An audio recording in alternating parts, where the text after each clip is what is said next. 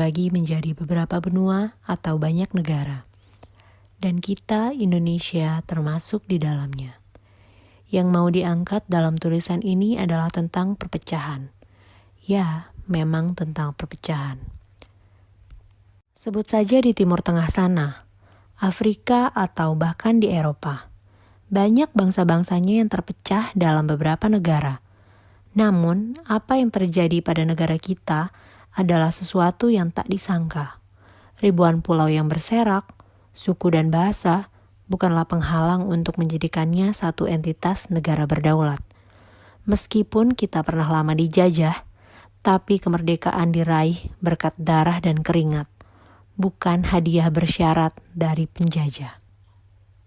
Berbicara secara historik, pada dasarnya bangsa kita sama dengan bangsa di negara lain yang berakar dari petak-petak monarki.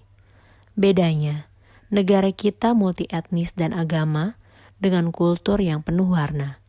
Bandingkan dengan banyak bangsa lain yang hanya satu suku, bahasa, atau satu mayoritas agama.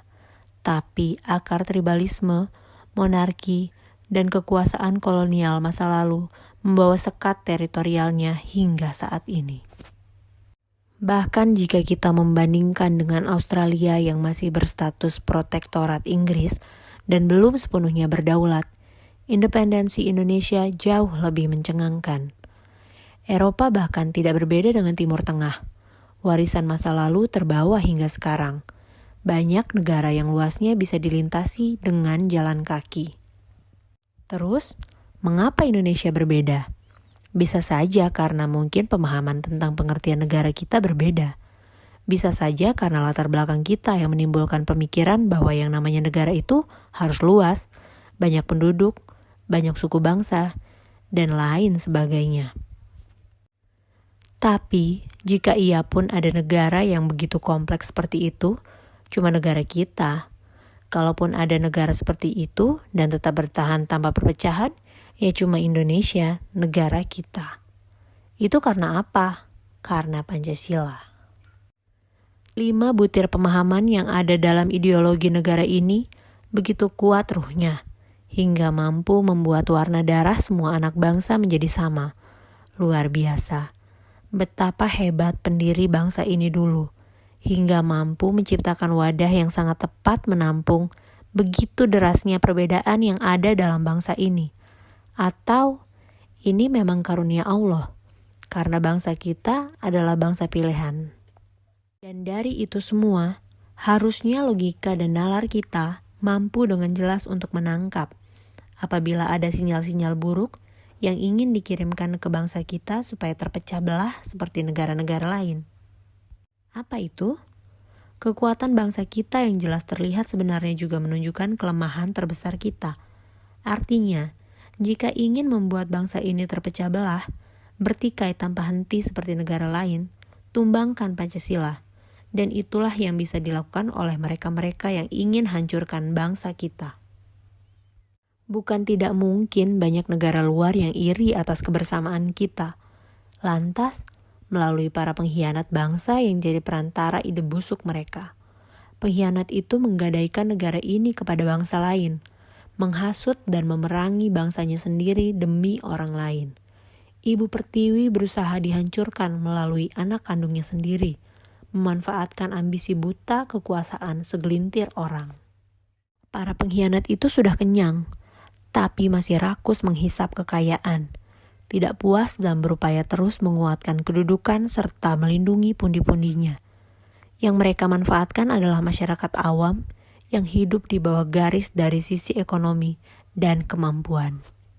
Lantas selama hukum masih tidak menyentuh akar masalah yang sebenarnya, biang-biang perpecahan itu akan terus ada. Kelemahan kita sudah terbaca, dan itu cuma bisa dilakukan melalui pengkhianat bangsa kita sendiri. Kita mudah diadu domba. Solusinya, basmi para pengkhianat itu sampai ke akarnya. Siapapun dia dan apapun latar belakangnya. Dan mari kita pahami, hindari segala pemikiran atau tindakan yang melecehkan Pancasila. 1. Pancasila dilecehkan jika kita beragama sekedar kepercayaan, bukan keyakinan. Maka buanglah jauh-jauh segala racun liberalisme yang mampu membuat cara pikir kita cenderung ateis. 2. Pancasila dilecehkan jika kita cuma mampu merasakan sakit diri sendiri, tapi sakit sesama tidak bisa dirasakan. Kalau cuma merasa, hewan juga bisa, tapi ikut merasakan yang dialami orang lain, barulah manusia.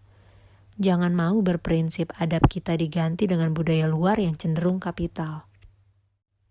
Pancasila dilecehkan jika kita sudah susah bersatu dan mau saja diadu domba untuk hal-hal sepele. Kenapa kita harus jadi budak media sosial yang jelas-jelas menebar hoax? Kenapa otak kita tidak mampu menyaring mana yang benar atau salah? Semua belum terlambat jika kita menjadi bangsa yang tetap berprinsip dan tidak mau menjadi budak zaman hanya karena medsos. 4. Pancasila dilecehkan jika kita tidak lagi mendahulukan komunikasi, musyawarah untuk menyelesaikan suatu persoalan. Jangan mau menang sendiri demi kepentingan pribadi atau golongan tapi melupakan kepentingan umum. Musyawarah itu juga yang bisa kita gunakan untuk menangkal berbagai budaya luar yang masuk dari lingkup terkecil lingkungan kita. Orang yang jelas-jelas merasa paling benar pun sesungguhnya malu untuk merasa dia paling baik. Karena itu, tulisan ini ada karena merasa benar, tapi bukan yang terbaik. Kalau kita bisa melakukan yang benar untuk bangsa ini, sekecil apapun adalah kebaikan.